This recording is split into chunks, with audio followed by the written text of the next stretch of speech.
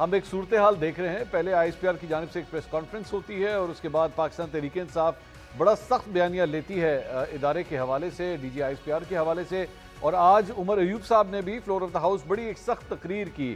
ایک جگہ پہ مذاکرات کی آفرز ہوتی ہیں, ایک جگہ پہ آپ لوگ کمیٹیاں بناتے ہیں کہ جی ہم بات چیت کرنا چاہتے ہیں, دوسری جگہ پہ اس قسم کے سخت بیانات آ رہے ہیں. تو چینل آف کمیونیکیشن کس طرح کھلے گا ادارے کے ساتھ؟ بسم اللہ الرحمن الرحیم.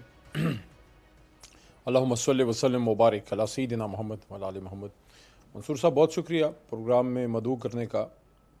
منصور صاحب دیکھیے, حالات بہتر تو نہیں ہیں. جس طرح سے ملکی حالات ہیں اور جس طرح سے ہماری جماعت کے ساتھ ہوا ہے, جناب عمران خان صاحب کے ساتھ ہوا ہے, اور ان کے ساتھیوں کے ساتھ, میرے ساتھ, بہت سے لوگوں کے ساتھ جو جیلوں میں گئے, تکلیفیں اٹھائیں, ہزیمت اٹھائی ہے, ہماری فیملیز نے, گھروں نے, سب نے سفر کیا ہے, تو اس میں تلخی کا آنا فطری عمل ہے.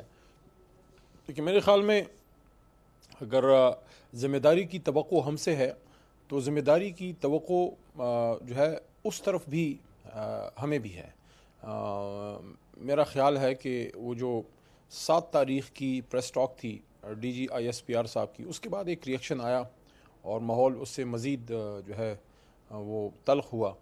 تو آپ کی بات اگر اس کو میں صحیح مان لوں کہ ہماری طرف سے احتیاط ہونی چاہیے, لیکن جب ایک اتنی بڑی جماعت پہ ایک اٹیک آتا ہے اور ایک سیاسی بات ہوتی ہے تو اس کا جواب آنا بھی فطری ہے. لیکن میرے خیال میں چیزیں اگر بہتری کی طرف چلنا شروع ہوں, گفتگو کی ابتدا ہو, جس طرح حکومت مذاکرات کی بات کرتی ہے, تو اگر ڈائلاگ شروع ہوگا تو ساتھ ساتھ یہ بھی میرے خیال میں ایسا نہیں ہو سکتا کہ فوری طور پہ ساری چیزیں ڈی ایسکیلیٹ ہوں اور بالکل ہی خاموشی چھا جائے. کچھ نہ کچھ اس طرح کے معاملات ہوں گے. لیکن جیسے جیسے مذاکرات کی بات آگے بڑھتی ہے, عمران خان صاحب کی رہائی, اسیران کی رہائی, مینڈیٹ کی واپسی, چیزوں کو نارملائز کرنے کی بات ہوتی ہے, تو وہ تبھی ہوگا منصور صاحب جب خان صاحب ریلیز ہوں گے. تو اگر اس طرف بات چل پڑتی ہے اور حکومت مخلص ہے, اگر حکومت مذاکرات کی کامیابی میں مخلص ہے, تو میرے خیال میں یہ چیزیں بتدریج بہتری کی طرف چلی علی جائیں گی. صاحب, رانا ثناء اللہ صاحب نے ایک بیان دیا اور انہوں نے کہا کہ عمران خان صاحب کی رہائی جو ہے وہ اس بات کے ساتھ مشروط ہے کہ کوئی ان کی ضمانت دے. اب ظاہری بات ہے, میرے خیال میں ان کا ضمانت, جب وہ کہتے ہیں ضمانت دے, تو اس کا مطلب ہے کہ کوئی تیسرا ملک کوئی ضمانت دے, وہ آ کے بات کہے, جس طرح ماضی میں نواز شریف صاحب کے حوالے سے بھی ہو چکا ہے. ہم سب جانتے ہیں کہ کوئی نہ کوئی ملک جو ہے وہ کوئی کردار ادا کرتا ہے. کون دے گا عمران خان صاحب کی ضمانت؟ 25 کروڑ عوام عمران خان صاحب کی ضمانتی ہے.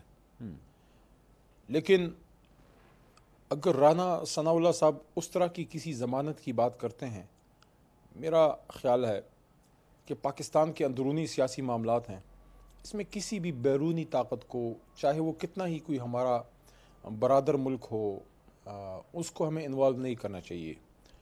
ہمیں اپنے پارلیمان میں اتنی طاقت ضرور ڈالنی چاہیے اور ہمیں اتنی میچورٹی ہونی چاہیے کہ سیاسی جماعتیں پاکستان کے مسائل کو آپس میں بیٹھ کے حل کر سکیں.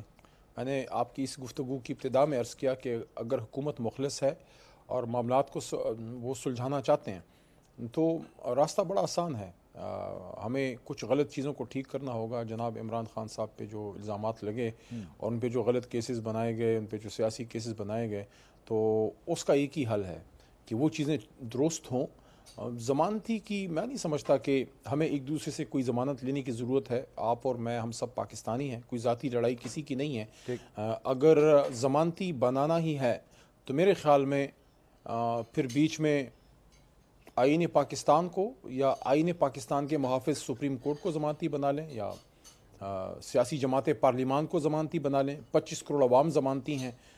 باہر کی طرف دیکھنے کی بجائے ہمیں پارلیمان کی طرف دیکھنا چاہیے, آئین کی طرف دیکھنا چاہیے. آپ نے اس میں عمران خان صاحب کی رہائی کی بھی بات کی, تو پاکستان تحریک انصاف کی پوزیشن یہ ہے کہ پہلے رہائی ہوگی پھر مذاکرات ہوں گے, یا مذاکرات ہوں گے رہائی کے لیے؟ عمران خان صاحب کی رہائی ہماری شرط ہے, ان کی رہائی ہونی چاہیے, اسیران کی رہائی ہونی چاہیے, غلط کیسز ختم ہونے چاہیے. لیکن جب مذاکرات شروع ہوں گے یا اس کا کوئی ماحول بنے گا تو پھر اللہ تعالیٰ اس میں راستہ دے دے گا. ٹھیک ہے. بعض اوقات معاملات اس میں بھی خراب ہو جاتے ہیں جب بیان در بیان دیے جاتے ہیں اور عملی قدم نہیں اٹھایا جاتا. آج بھی پارلیمنٹ کا سیشن ہوا, آپ نے بھی شاید ملاحظہ کیا ہو, کوئی میرے خیال میں 4 ساڑھے 4 پتہ نہیں کوئی 5-1 گھنٹے تو چلا ہوگا آج سیشن. تو اس میں اگر حکومت سنجیدہ ہے معاملات کو ٹھیک کرنے میں, تو پھر شہباز شریف صاحب آ کے وہ بات کر دیتے اگر ان کے وہ سمجھتے ہیں کہ رانا ثناءاللہ صاحب نے جو بات کی اس کے پیچھے اگر شہباز شریف اور حکومت کھڑی ہے، حالانکہ اس حکومت پہ ہمیں سخت اعتراض ہے، ہم اس کے مینڈیٹ کو تسلیم نہیں کرتے، آپ سب کو پتہ ہے، اور وہی تو مدعا ہے مذاکرات میں، دوسرا بڑا مدعا ہی مینڈیٹ کا ہے۔ لیکن اگر حکومت سنجیدہ تھی اگر ہے تو پھر آج جو ڈیفنس منسٹر خواجہ آصف صاحب نے بھی اسپیچ آج کی ہے اور بہت معاملات وہاں خراب ہوئے، پرانے سیاستدان ہیں، انہوں نے جس طریقے سے باتیں کی ہیں میرے خیال میں اس سے حالات بہتری کی طرف نہیں گئے، یعنی کہ ایک طرف ایڈوائزر آن پولیٹیکل افیئرز جو ہیں former interior minister Rana Sanaullah صاحب مذاکرات کی بات کرتے ہیں، پھر دوسری طرف ان سے زیادہ سینئر شخص خواجہ آصف صاحب جو ڈیفنس منسٹر ہیں، ملک میں دوسرا تیسرا بڑا پورٹ فولیو ہے، وہاں آ کے جس طرح انہوں نے تقریر کی اس پہ ریئیکشن آیا عمر ایوب صاحب کی طرف سے، پھر جماعت کی طرف سے،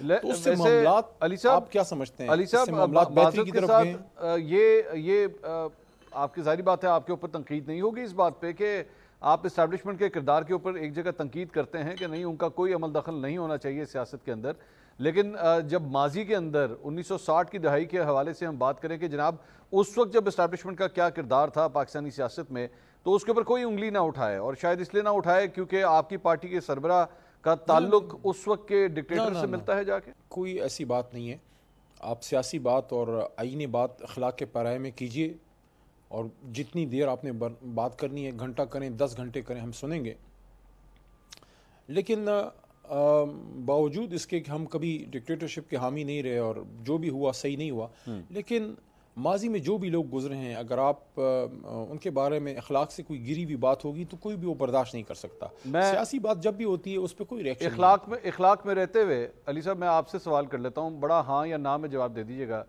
ایوب خان صاحب ایک ڈکٹیٹر تھے یا نہیں؟ دیکھیں ان چیزوں میں تو کوئی دو رائے نہیں ہے۔ 1958 میں 1958 میں اگر مرحوم ایوب خان صاحب وہ قدم نہ اٹھاتے اور جمہوریت جیسی بھی تھی لولی لنگڑی جو بھی سسٹم تھا چلنے دیا جاتا، یا محترمہ فاطمہ جناح بی بی ہم سب کی ماں جیسی ہیں، مادر ملت ہیں، اگر ان کا الیکشن فری اینڈ فیئر ہوتا تو مے بی 71 کی طرف ملک نہ جاتا۔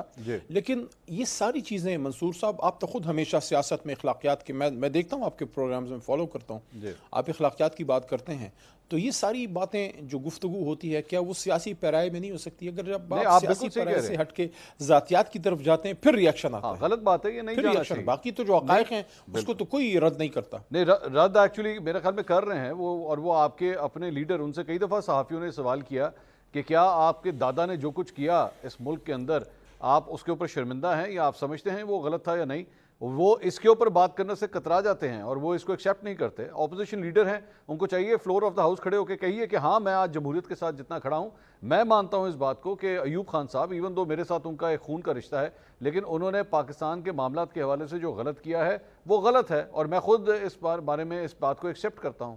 یہ مناسب تو یہ ہوگا کہ عمر ایوب بھائی یہ اس کا جواب دیں، کیونکہ مناسب نہیں ہے میں کوئی بات ایسی کروں، لیکن اصولی بات تو میں نے کر دی ہے کہ پاکستان کی سیاست میں جتنا ہم اس بات کو کنڈیم کرتے ہیں کہ عمران خان صاحب کے ساتھ جو آج ہو رہا ہے، ان کو گولیاں لگی، ان کو جیل میں ڈال دیا گیا، غلط کیسز بنے، بالکل غلط ہے، رجیم چینج ہوئی ہے، ہماری حکومت غلط طریقے سے ختم ہوئی ہے، بالکل آپ کوئی کہہ سکتا ہے کہ عدم اعتماد لائی گئی، لیکن کس طرح آئی اس پہ سوال ہے۔ لیکن اسی سانس میں ہم یہ بھی کہتے ہیں کہ نواز شریف صاحب کو جب ہتھکڑی ڈالی مشرف صاحب نے، وہ بھی غلط تھا، کسی سیاسی لیڈر کے ساتھ اس طرح نہیں ہونا چاہیے۔